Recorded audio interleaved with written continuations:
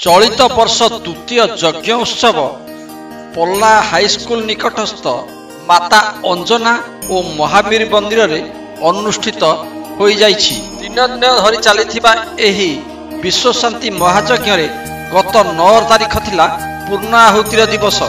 प्रत्येह मंत्रध्वनि और श्रद्धालुंक समागम रे परिवेश भक्तिमय होई उठुथिला।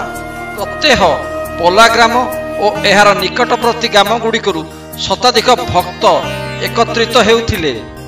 अंतिम दिवस रे मंदिर तरफरु प्रसाद सेवनर व्यवस्था करा जाइथिला। पूर्णाहुति रे बहु संख्यक भक्त एकत्रित होई पुष्पांजलि और यज्ञकुंड को नारिकेल प्रदान करथिले।